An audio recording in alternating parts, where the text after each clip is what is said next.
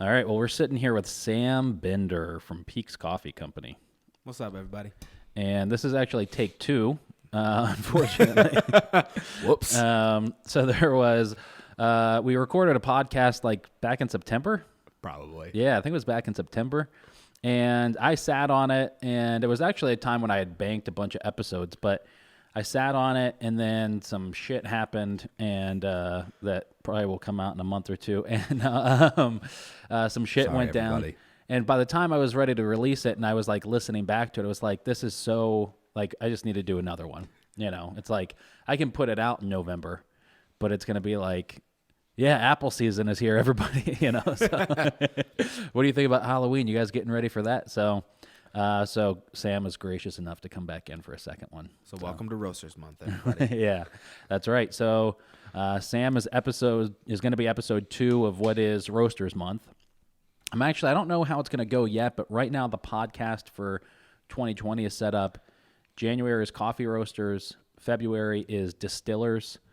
And I forget what March is, but March is a theme. So I'm going to see how that goes. Chefs? Yeah, chefs. Yeah, maybe. You know, I don't really know exactly. You should get St. Urban on the podcast. I know, man. So I have this idea. We had our holiday party last night at the Evergreen, which was a challenge. We lost like $300 on the event, but it was important. Whatever. Anyways, it was open bar from 6 to 8 p.m., right? So $40. Crush it. Yeah. We had like 30 people there.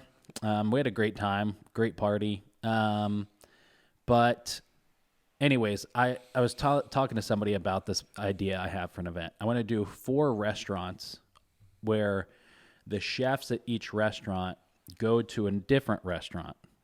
So you'll buy a ticket for, let's say, $60 for this dinner. It's a 3 or 4 course dinner. You don't know the menu, and you don't know which restaurant, and you don't know which chef is going to be there. So when you buy your ticket, we then assign you to one of the 4 restaurants. When you show up that night, that whoever the surprise chef is there, and that's when you find out the menu. So now maybe I get Eden and Amano to switch. So Alex is at Eden, Rich is at Amano. And ideally, I would get Nick and Cody from Deefy to go to St. Urban and Jared to go to Deefy. And, you know, these 4 dinners happen simultaneously at these 4 different restaurants. I was telling somebody that idea last night, and they were like, yeah, you're never going to get St. Urban to agree to do that. Dude, Jared runs a tight ship. Yeah, right. And everything there is so good. Yeah, I know. So, Jared, if you're listening, if you ever listen, I mean, I'll put in good word, but it's on you. Yeah. Part of the reason I haven't been is I just don't think, I don't know. I was thinking about it today. I take kind of shitty pictures, and I think that's kind of part of the appeal to Eat Local CNY is that it's not like this perfectly photographed thing. If it makes you feel better, the lights in there at night, they're perfect for eating. Yeah. They are not good for photos, Right. so it'd probably be perfect. Yeah. But I say that to say, like, I don't want to, like, what am I going to go say about St. Urban? It's good. You know, like, go there. You know what I mean? Like, You gotta go. yeah, we're going to go. Eamon Lee is threatening to, like, slap me across the face. If you know? Kelsey and I have been twice. Yeah. And both times, incredible hospitality, Yeah. incredible wine menu, absolutely incredible food. Everything about it has been just like 10 out of like Yeah. 100 stars. All right. I don't know how you grade food, but it's really good. We're going to go in January. Sounds good. Yeah. Maybe me and Rebecca will take you and Kelsey there. That'd be fun. Let's do it. Yeah. Kelsey, you have to come. My wife likes to stay at home. Yeah. So Rebecca does too. I mean, thank God she does a lot of stuff that if I need somebody to go out, you know, she'll say yes to, but ideally we would like to stay in more. Yeah. Yeah. So this is take 2 of the podcast, and I forget where. Oh, we were talking about the chefs. That's what it was. Yep. So we talked a lot. We talked especially in the first episode, just kind of about like the history and that kind of stuff. And I want to get that part out as well in this one. But I've really been interested lately in just finding out what it takes, like some of the struggles that you go through, that restaurant owners and business owners go through. But Has there ever been a point in time since you have been up and running? You and Kelsey have had Peaks for 5 years now, right? 4 years? I think it's like 4 and it's been 5, like idea. 1 year was like kind of working through it. Yeah. Open as an actual business for like 4.5-ish. Okay.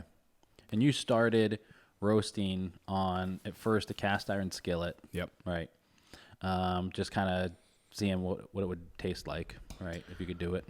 Yep. So it ended up actually being a Christmas present for Kelsey. The first time we ever kind of roasted coffee. And I had Lottie at Porridge and Pine like do up some really old school mock peak designs and like got brown paper back and the whole 9 yards. Yeah. Coffee was awful. It was just awful. But like at that point for Kelsey and I, it was both like something we enjoyed and something we wanted to see come into fruition, whether that was like just us roasting coffee at home for friends and family and just like kicking it back, or like an actual business. Yeah. Which, for those of you that really, really like coffee and want to run a business, they are two very, very different things. A business has a way of like ruining your passion. Yep. In a weird sense. Yeah. So from there, we bought like our first roaster. It was a 1913 US Royal 4 roaster. We still have it to this day, though we are trying to pass it along to somebody else. It's kind of get started, kind of keep the tradition going.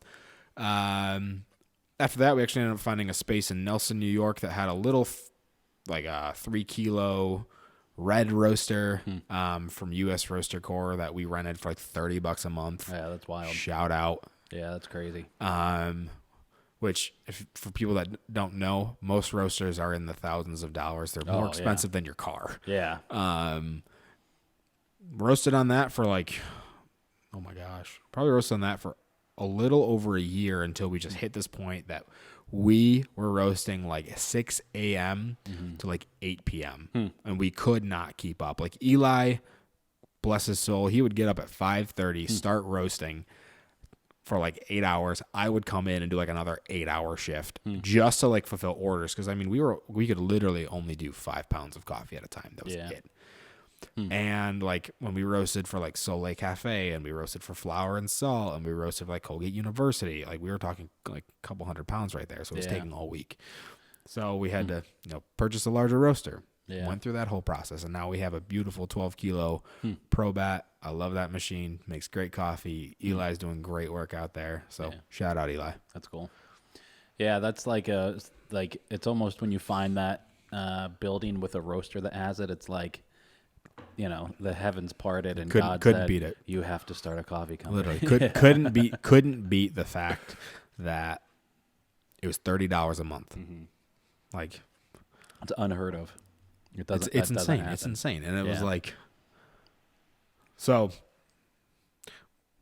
whether you keep this on the podcast or not, both my wife and I are Christians, and my accountant is also a Christian. Yeah. And we always say, if God didn't want us to do this, we would not be in business, because there's so many things that have just been like lined right up. Yeah. I get that. It's funny you say that, man. Like, one thing, I'm a Christian too, grew up in it. I mean, I have my bachelor's in theology and I've worked in churches and all that kind of stuff, right? And one thing that always drives me crazy about Christianity, about Christians, is let's stop and wait and pray about it for 6 months and see if God's, the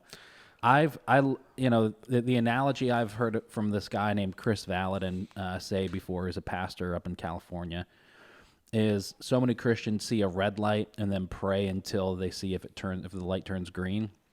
And his theology with it is, you should assume that you have a green light and you pray unless there's a red. Yeah. If you get a sign, if God says something, whatever, if whatever the case is. I mean, for everybody that's listening, Peaks was also founded a lot because both Kelsey and I suffer from anxiety and depression. And it was so hard for Kelsey that during high school, she was actually placed in homebound learning. I've been a little bit more functioning most of my life. I definitely have days where, I can't do it. I've been on medication before, pretty high doses of antidepressants, but I've always been able to work through it. So one thing that, I always told Kelsey is like, look, right now there's a wall, right? There's a wall in our way. But there's 4 ways around the wall. We can work over it, we can work under it, or we can work around it either side. And just because right now we see the wall, it doesn't mean God's saying no. It just means you got to work. Yeah. I'll give you the tools, but you got to do the work. You got to put the work in. Yeah. So that's been something that's always been present for me when I'm like, all right, Yeah. just give me a little more. Give me a little more strength to get through this part. But yeah, I mean, running a business is not easy. It's very difficult. Was it a dream of yours to have a coffee company back before it started, or was it just something that kind of like, just like the steps were there? I think it was more the steps were there. So I was going to school to be a nurse. And Kelsey's like first job was at Starbucks. Yeah. And it was a place for her where she felt safe, she felt comfortable, and it really helped her dig herself out of this anxiety and depression, like this just vicious cycle. And I started going to Starbucks, drinking peppermint mochas. Shout out to peppermint mochas because I still love them. Because my parents had moved and we didn't have any Wi-Fi at the house, and everything for school was online. Everything. So I had to go to Starbucks every single day and get a drink. And I know for Kelsey, when she was really, really anxious, she used to be like, all right, I'm going to go to a coffee shop. I'm going to get a coffee. I'm going to go home. And then maybe a week later, she'd be like, all right, I'm going to go to a coffee shop. I'm going to sit for 2 minutes in a chair, and I'm going to go. And it was a way for her to start conquering that anxiety and fear. So she worked really, really closely, actually, with the owner of Milk and Honey, Siobhan. And it was cool. You know, Siobhan was like, I'm going to own a bakery one day. And Kelsey was like, I want to own a coffee shop. And I can't really attest at that time if it was like, I'm really going to own a coffee shop, or like, I want to own a coffee shop. Yeah. But she owns a coffee shop now. So I kind of got roped in when we started dating. And it was something she like, I was like studying for an exam, and she was like, honey, I want to own my own coffee shop one day. And I was like, yeah, whatever. That's great. As I'm like buried in books up to my neck deep. Yeah. And I don't know what it was. It was just like, I was sitting at, I think I was at work. And it was a really, really slow day. There was nothing to do. So I was like, I'm going to buy some green coffee. So I went on some weird website. It was not Sweet Maria's. So people that are home roasters know what Sweet Maria's was. I have no idea where I went, but I got like a pound of this Costa Rican coffee, roasted it on a cast iron skillet in a smoker. Yeah. Which, for those of you that don't know, it's awful. And it was just trash. Yeah. So from there, it was the whole 9 yards of just trying to start roasting and trying to start doing things and learning a little bit about coffee. Everything that I learned ended up being pretty wrong. Yeah. Which is fine because, trial and error until we hired a consultant that was like, you should probably do things this way because it's better for you and better for your business. And I was like, oh, shout out to you. That's pretty funny. So, yeah. So you guys were roasting. In the beginning, you were just doing wholesale, right? We had no plans to do wholesale. Oh, really? Yeah. We opened a tiny little store in Nelson. I mean, it was 300 square feet. It was smaller than most kids' bedrooms. Yeah. It had the roaster. It had a tiny storage closet. We put in tiny little counters and a sink. We were just going to like cruise that for a year. Yeah. And zero other plans. And then one day, all of a sudden, Shem and Taylor invite us out to dinner. For those of you that don't know, Shem and Taylor own Soleil Cafe in Fayetteville. Yeah. And we were at dinner with them, which Taylor was my old boss. Yeah, right. I love Taylor. I love Shem. They're amazing people. And Shem was like, yo, we're opening up a coffee shop. We want to use your coffee. That's cool. I have no idea how to do any wholesale work. Never done it before in my life. I have no idea how to like roast coffee for another company and like package and resell it. But I was like, okay, we'll figure it out. Yeah. And it was like immediately after we like partnered with them, Flour and Salt did the same thing. Flour and Salt's a bakery in Hamilton. Yeah. Great place. Brittany, Brendan, the whole crew there. My little sister works there now. Oh, that's cool. Love them. Amazing. Best bagel sandwiches. It's so good.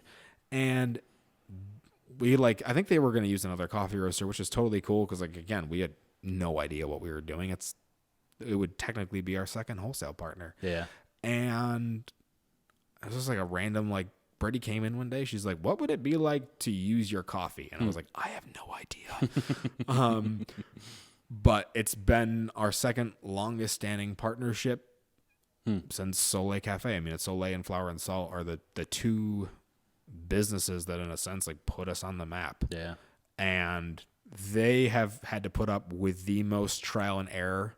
So shout out to both of their businesses because we have changed a lot of things in 4 years, and that's just part of running the business. But like without those two guys, we wouldn't have a business. Yeah. That's pretty cool, man.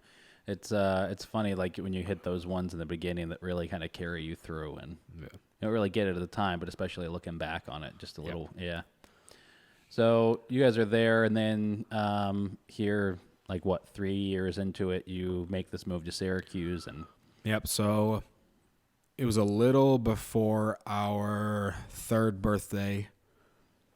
Kelsey that year, of like year 2 to 3, had been working on a potential space and a lease, and we knew we had hit like growth capacity in Nelson. We knew especially because our vision had changed. Like originally, we were like, our mission was we're gonna roast the best coffee ever, and for those of like, I could care less about that now. Yeah. Do I like good coffee? Absolutely. Do I want good coffee? Yes. But, we're on a mission to meet people in their peaks and valleys, and coffee is just the catalyst. Yeah. So it's nothing to do with coffee. It's everything about people. We could take this mission of meeting people in their peaks and valleys and switch it to like t-shirts, and we could still have the same mission, but just a different product. But we decided that coffee is our catalyst. So we realized if we're going to actually live true to our mission and live true to our vision and values, we need to have a retail store. Yeah. So we ended up finding one. We actually were sought out by another company. They were like, we definitely see some potential partnership here, and we especially know that you guys could be really impactful to students. Yeah. So we, excuse me, Kelsey, kind of worked through the lease. Yeah. And we shut our store down. And we moved to Syracuse. Yeah. That has been the toughest decision ever. Man. Like, you're like $200,000 plus right up front. Yeah. It's insane. Yeah. Like, opening up a retail store is crazy. I have crazy respect for somebody who takes I was just saying this to Deanna and Mark yesterday out at the Chef and the Cook. Like Eat Local CNY started with a phone. Like I didn't need to make any investments. Yep. I had to at the time I had to get a DBA, and that was $20, right? So like I had to do nothing. Yeah. I can't imagine. I think it's why I have so much respect for somebody who owns a restaurant. And it's so funny. Like Deanna and Mark yesterday, I'm 33. They're 29 and 31. And they've owned 2 restaurants now. And God bless them. I just, when they told me that, I was like, oh my God. Because like in my head, they are like these old wise people who, And like Kelsey and I started this when we were 19 and 21. Crazy. I'm 26 years old. Yeah. My wife is 24 running this company. It's nuts, man. There Absolutely are days nuts. That I wake up and I have no idea what I'm doing. Yeah. And like every day as a business owner that you wake up, you are doing something that you have never, ever done before. That to me is the scariest thing. Yeah. Like waking up, looking at the team that's underneath you and being like, crap. Like, I don't know what to do in this situation. Yeah. But like I think the best thing about having wholesale partnerships for me is I can call up one of my wholesale partners that has had more retail experience than me. And I can be like, yo, I have a question. I need 10 minutes of your time. Yeah. So shout out to Brittany from Flour and Salt because she has helped me That's cool. so much. Yeah. It's hard. Yeah. And like, especially the thing about being a business owner that I've talked with Kelsey about, my hardest thing, there's 2 sides of it, the dreamer and money. Yeah. Because without money, you can't dream. Yeah. So, we have accountants that tell us all the numbers and tell us we need to do this thing and this thing and this thing and this thing and this thing. And it gets really distracting. They're good. They're doing their job and you know it. But for me, that's the thing that distracted me the most. And actually this year made me lose sight of that mission and vision and values. But it's something that Kelsey and I like over the past like 6 weeks have just reconnected on and been like, what do we want to see differently coming from our company in 2020 versus what we did in 2019? Yeah. What do you think those things are? For us, we started this company for anxiety and depression, and to make people, to make a space. That seems so crazy to me, by the way. Oh. I mean, you like. Yeah, it is. It's absolutely crazy. Like talking super openly, because I know my wife will forgive me. Her anxiety this year has been the worst it's been. I can't imagine years, and it takes a toll on you. It really, especially for her, because she's like she worked a shift at the cafe today. Mm-hmm. That's like her second shift since February. Wow. For me, that's amazing. For her, that's like absolutely draining. And I can't be in her, I can't be in her body. I'm her support system in two ways, partner and husband, but like that's a lot. Yeah. Especially when you're like, she's going to therapy twice a week now and going through all these things to make herself better so she can be a better member of the team. Yeah. And for me, that's important because like everybody's going to have off days. Yeah. Your staff are going to have a day where they just is not clicking. But what did you do today to be a better version of yourself tomorrow is important. Yeah. So for us, after we sat down and like for 2 weeks straight, we were working like midnight, just like talking, like trying to figure out where did we go wrong in 2019? Where did we do good? Yeah. And for us, we completely lost sight of the mission and the vision. We did. Yeah. We're calling it like it is. So for us, we had a great conversation today with a guest that came in, and she's like, I'm actually going to be a Narcan instructor pretty soon. And I also can teach suicide prevention methods. And I can connect you with people that can do mental health first aid because those things exist. And that's one thing that we wanted to do this year. And we just got busy and we forgot. And it's like that little reassessment of being like, all right, let's reconnect and refocus in on what our mission is. And that's coffee as a catalyst. Yeah. At this point, I put coffee in 2 categories. I like this, and I don't like this. And if I don't like it, I'm not going to want to drink it. But I can put all of my efforts into supporting the team and putting that mission, vision, and values out where everybody can see it through our marketing, through our conversations at the cafe, through our conversations with our team members to make sure that 2020 is a better year. Yeah. Yeah, that's cool. It's, it's funny, like Rebecca has anxiety as well, and I still don't fully get it. Yep. I've never had, I don't have anxiety. I'm sure there's, times where I have, felt it. I mean, back when I was 21 years old, I owned a furniture store. One of the dumbest things I've ever done in my life. And Dang. Yeah. And unfortunately I had a business partner that was just a rotten human being. And it was also 2008. So the furniture store ended. We had a great first 6 months, and then we had like the most horrific second 6 months. And who knows really what it was. There was a combination of things. At the time, I thought sales tax was like extra money. I failed to realize in the beginning that sales tax is not extra money if you're looking to start a business. Plus I just had a bad business partner. Plus it was the 2008 crisis. So there was all these contributing factors. Yeah. And I thought, I remember getting our first like tax bill that was due, and it was like $5,000.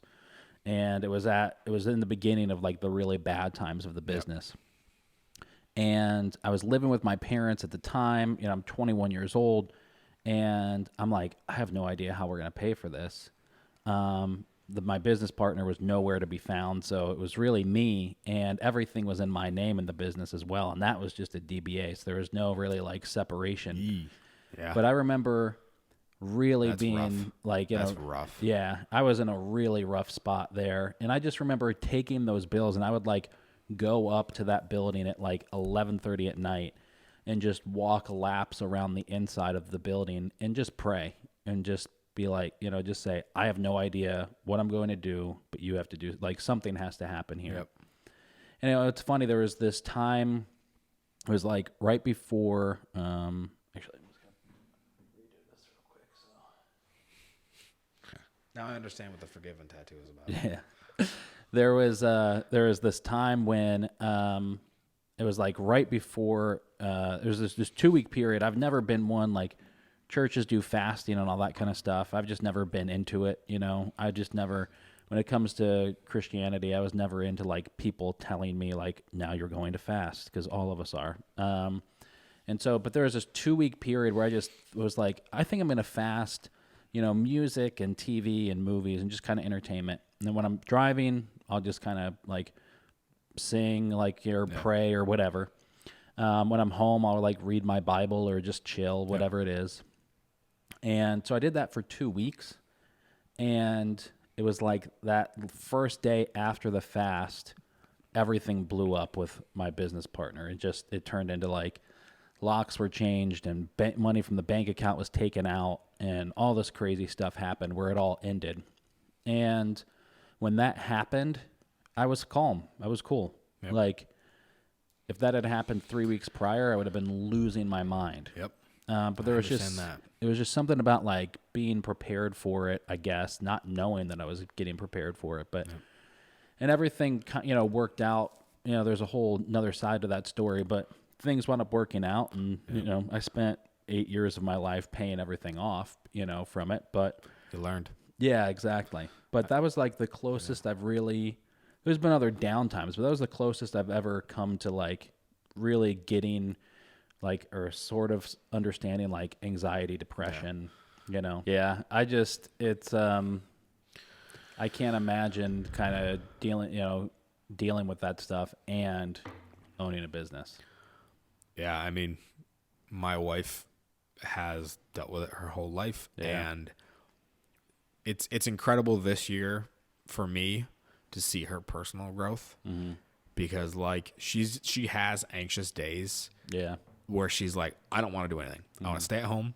I want to hide from the world. But I have a responsibility to not only Sam, but to the rest of the team to do a job. And I'm going to do that job to the best of my ability every single day. So that for me has been like something that has been incredible for me this year.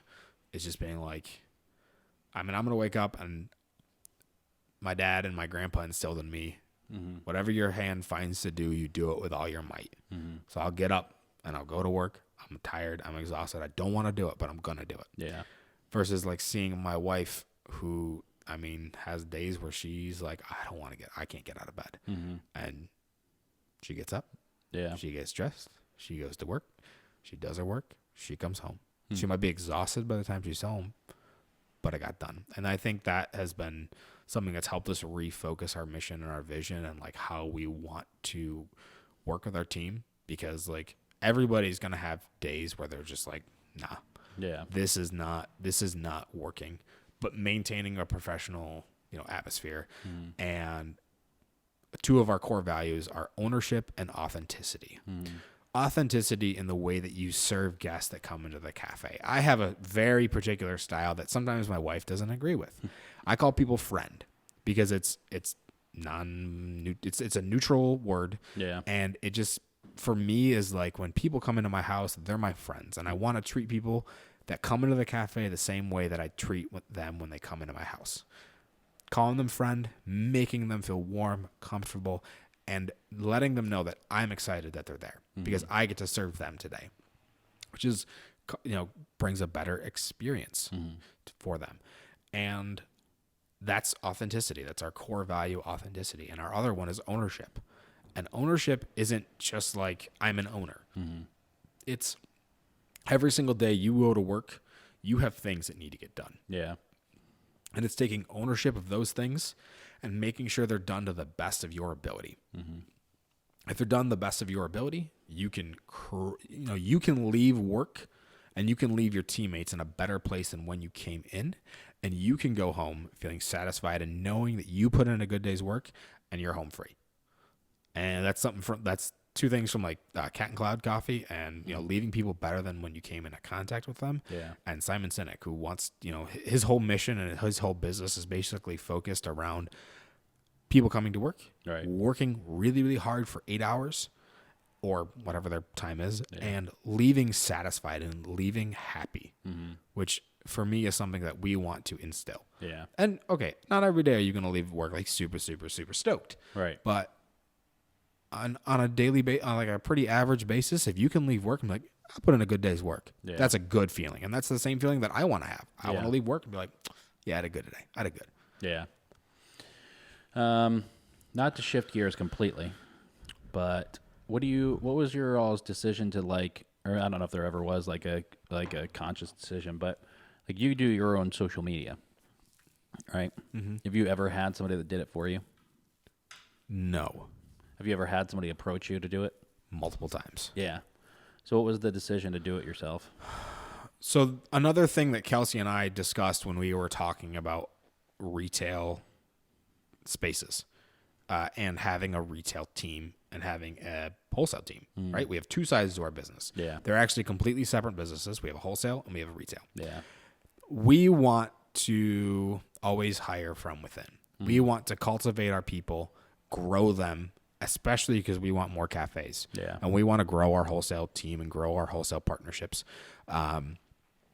We want to cultivate people from within. So if we can pay somebody more money to market for us that has an interest in it, and we can help them learn how to market better, why not pay them more? Yeah.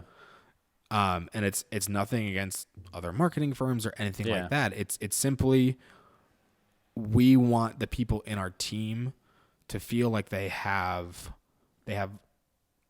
not necessarily ownership of the business, but they have a say, and that together with those team members, we can make the business grow. Yeah. Because Kelsey and I, we only know so much, and we can only do so much, right? I can't spend 40 hours a week on marketing. Yeah, right. Like that is with all my other tasks is just not going to work. So if I can be like, hey, you like posting photos, you have a really good sense of style, you know what our mission and our vision and our values are, and you're living them out, and you want to run the marketing, and you're going to live out that mission, vision, and value every single day. Yeah. I'll pay you more. Yeah. Do you have somebody doing it now, or do you do it? Yeah, we actually have somebody do it now. Oh, cool. Okay. Shout out to Gabby. Yeah, she does a great job. They do a great job. It really is. It has a great flow. It's probably the most, and I do it for Kubal, but it's honestly, you guys probably have the best of the coffee roasters, I'd say, in town. Well, thank you. Just because it's a good style. It feels genuine. It feels like in the moment. It's definitely very authentic, which Yeah. again, it goes right back to that authenticity value, and it feels like what Peaks should be. Yeah. And I mean, she's killing it. Yeah. Shout out to her. Yeah, that's really the best thing you'd say about it. It feels like what the company is. Yep. And that's hard to do Because sometimes. I mean, like depression, anxiety, suicide, mental illness are heavy subjects. Yeah. It's something that, I've lived with for 26 years. Kelsey's lived with for 24 years. Right. Other team members of ours have lived with their whole life. It's hard. Yeah. But in a sense, the Instagram and the social media almost lighten it. Yeah. Which, I mean, I'm not trying to take anything away from how heavy it is. Yeah. But like sometimes you need to know it's okay to not be okay. Yeah, for sure. And that Peaks is like, it's a coffee shop, but it's also there if you just want to come in and be like, I'm having a really bad day. Yeah. You're probably getting free coffee, and Yeah. you're probably going to get somebody to talk to, even if it's for 5 minutes. Yeah. Just because we want you to know you can come to us with something that you're just like, I'm having a really bad day. Yeah. I just need to like sit and have a cup of coffee. Come on in. So if this is the mission now, is to kind of like bring light to those things and help people that are suffering from them and kind of give a place and a voice, do you think you're always going to be, well, I know the answer already, but I mean, do you have any idea of how much longer you're going to be doing that through a coffee shop? The rest of our life. Really? I mean, there are other business ideas that I've had, Yeah. but I'm not ready to work on them. Right. And I mean, running a business is hard. Yeah, Running a man. business that has the mindset of trying to make, one day I would like to see our baristas be having careers here, not just like you're here 20 hours a week. Yeah. First year's hard. First year's really hard. Right. But having people with like-minded mission, vision, and values I think is the most important thing. And they're the people that keep you honest. Yeah. Mallory, one of our cafe managers, has been the person for me that like talks straight.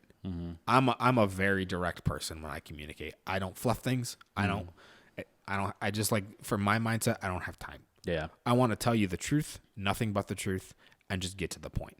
Because we can have different opinions on something, and that's perfectly fine. But we're both working towards the same mission. Right. And Mallory has always had that mindset with me. Just be like, nah, this is it. This is the deal. Yeah. Like, no fluff, just straight calls me out. And that's what I need. Because people like that keep me honest, and they are the people that grow your business organically. And it's incredible that way. Just like, especially the past couple of weeks, we've had to be like, all right, we're taking a step back, looking at the big picture, which is something Kelsey is really bad at. Yeah. I'm good at the big picture. Kelsey, not so much. But having those people that like can see the day to day and see the trends and be like, this is what we're doing. Yeah. Life changing. Yeah, that's cool. Yeah. What do you see as kind of like the next step for the cafe, for the business? So a big thing for us in 2020 that Kelsey and I have kind of discussed, and we're going to talk more in depth about, is getting our staff actually trained in like mental health first aid, so that we can kind of recognize signs and symptoms and be able to talk to people more about what's going on. Yeah. Because it doesn't have to be awkward. Right. It's okay to not be okay. And it's going to be awkward at first. It's awkward for me to talk about it because I'm a guy. Yeah. And guys talking about mental illness is a stereotype. But it's okay to talk about it. Yeah. And I think for us, like, we're a for-profit business. We're not a non-for-profit. I don't intend to be we don't intend to be a non-for-profit. Yeah. But next year we want to do more events that are like, mental health focused, whether that's classes, whether that's like we did a Bloom brunch last May where we like donated 10% to NAMI, the National Alliance on Mental Illness, more events like that. And then hopefully, spreading and having more cafes where we're doing the same exact thing. And the mission's not going to change. Yeah. That mission, it's going to get edited a little bit here and there. The words are going to get changed, but the same mission and vision and values are going to drive us forward. Yeah. That's cool. Yeah, man. It's kind of feels like I don't know what the right word is, but frivolous to talk about like necessary business growth when you're kind of like when you're that dedicated and clear in your mission. Yeah. I mean, you still need to make money and you still need straight up customers. Right. But I think for us, like, there are so many coffee shops in Syracuse. And Syracuse is a pretty big city. I mean, yeah. I think the last generic whatever I looked at was like 300,000 plus people. Like like all the suburbs and everything like that. Yeah. I think there's too many coffee shops in Syracuse. I think there's about probably an immediate Syracuse there's quite a few. Yeah. And where we're looking at it, right, we're going to get a slice of the pie. Yeah. I'm not looking to take pie away from Kubal or from Recess or Salt City. Like, right. God bless them. I hope their businesses are doing incredible things. I get like 2 cups of coffee a day. I'm sorry if I don't come see you guys that often. Yeah. I've had 4 today. I'm going to pay for it tomorrow, I swear. Or tonight, and I'm not going to sleep. Yeah. But like, let's look at Starbucks or look at Dunkin'. Yeah. Right? They have hordes of people yeah. coming in. So if we can take a slice of their pie, yeah, that ain't going to hurt them. Yeah, but I will say this. Yes, I do agree with that. And it's like if you ask most of the breweries in town and you say like, "Hey, are you competing like Barrett Acorn? Are you competing with IBU? Or are you competing with Full Bore?" They'll say, "No, we're not. We're just trying to elevate each other. We're trying to like make beer that we think people will enjoy drinking, and we're trying to like take a market share from the big Budweiser or Miller." Yeah. I mean, at some point you are still competing with other coffee shops, but like we're closed on Mondays. Mondays are our mental health day. Right. Right. So what do? Everybody go to Recess. Yeah. Like literally we've shown up at Recess and got coffee there on a Monday and then gone and had a meeting because we're not open. Yeah. One of our literally most dedicated customers comes in every single day, every Monday. Guess where he is? Yeah. Recess. Yeah. which I'm all for. Yeah, for sure, man. Yeah. We have a different style of roasting and a different style of coffee, and that's fine. Yeah. So if you want to come see us the other days, awesome. If you want to go to recess that day, right on. I'm all for it. Yeah. Yeah, I think that's great. I mean, you do have people that, go all over the place. And then you also have people who are like dedicated. Yep. I'm recess, I'm Kubal, I'm whatever it is. Yeah. Yeah, I just think, personally in downtown, I just think there's too many coffee shops. And I don't mean, and I mean, well, I don't My accountant begs to differ, but I agree with you. There's a lot of coffee shops in a very small area. Yeah. But like for us, we let's look at Soleil, for example. There's 2 other coffee shops nearish Soleil, but Soleil has like its own channel, right? They're on Route 5, which is like the major in from that part of town into the city, and they crush it. I mean, we roast for them. I see how much coffee they get. They crush it. Right. And like they found their market. Yeah. And they're crushing it. So I'm not saying Syracuse needs more shops. Yeah. In immediate downtown Syracuse, maybe not. Yeah. But like there are suburbs of Syracuse yeah. where like I know for a fact that our mission speaks to a lot of people. Yeah. Because like my friend John Franco had a coffee shop in LA, and he was buying coffee from us because our mission spoke to him. And that for me is more important. We're going to be working with advocates. I don't know if you know who they are. Yeah. We're going to be working with them. They're going to be having That's like cool. a little cafe in their space. And like That's cool. their mission is so closely tied to ours. I was like, anything we can do, any event that you guys are doing that I can donate coffee to and we can hook you up with, let's go. Yeah. Yeah, I would love to see like some of the local spots that go into the suburbs. If there's one thing you wish somebody who's listening to this, which by the way, that's my mom and my grandmother, what do you like? I mean, besides like business advice? No, well, business advice. Let's, part of my thing, right, I'm stuck on right now is like just asking. I used, like I was saying, Eat Local CNY is still nothing. It is minuscule. It is like, the bacteria on the plankton on the whale, right? Like it is, in the grand scheme of things, it doesn't do anything. I'm just fortunate that Syracuse is small enough that I can make an impact somehow. But for all the people who think that we do something, I've made 2 posts now where I'm like, I'm ripping this off from Michael John Haggerty. He gave me the idea, by the way. But it was like, shout out to him. Yeah, I post, I'm like, hey, I'm going to dinner at this restaurant. Whoever wants to join me. Nobody showed up to him. So just to like put things into perspective of what we do, right?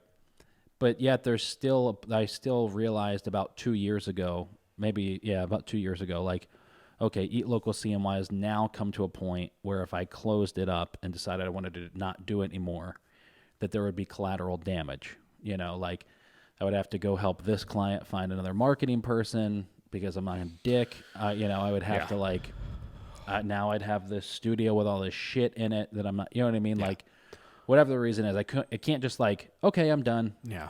I don't want to flick the lights off. Yeah. Like so, I love staying busy, but I'm up at 6 a.m. But now you're married. Right. I'm married. If you own a business and you're married, your wife comes first. Yeah. Or your husband or vice versa or whatever. Right. You do.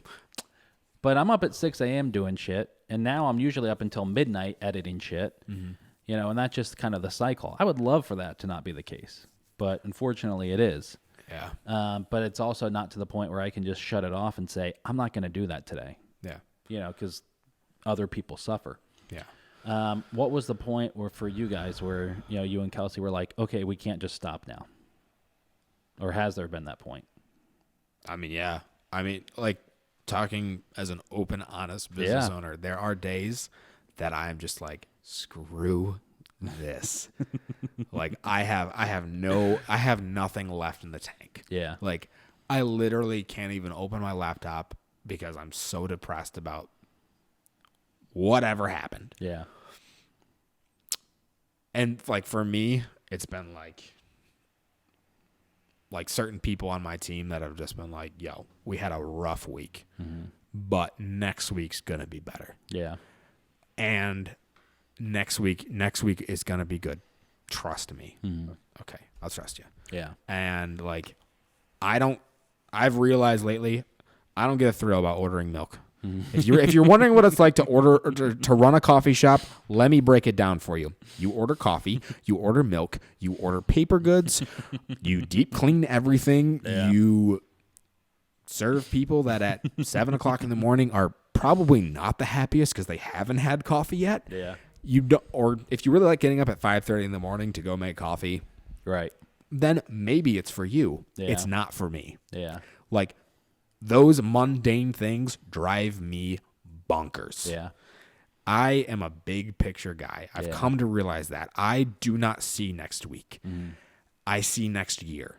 Like, that's how my brain, and thank God Kelsey is a next week kind of girl. That's good, yeah. Because she's like, all right, she's over there with the spreadsheets up, looking at the cash flows and being like, all wizardy and stuff. Yeah. And I'm over there like, I have no idea what's going on. But that's not my job. Yeah. Like, I'm a big picture guy. I can see the big picture and I can drive us to that big picture with people behind me. Yeah. But when I get caught in mundane, I get toasted. Like, absolutely fried. So number one, taking care of yourself. Like, we offer 2 weeks paid time off to our full-time employees. That's like, cool. They can accrue it right from the get-go. They start accruing it and they get 2 weeks full vacation paid time off. And that's what we can do for right now. I'm hoping in the next couple of years it goes up. Yeah. We use that time to recharge because work isn't everything. Yeah. I like Olympic lifting. I like playing soccer. I like fishing. I like hanging out with my wife. I like doing things outside of work, and I need to be able to do those things so I feel satisfied and fulfilled. And I mean, the things that really worked for us this year were definitely like making sure Kelsey and I, like, there was a weird time where like I was working weekends and she wasn't. So like I never got to see her. And I was like, this is not it, guys. Yeah.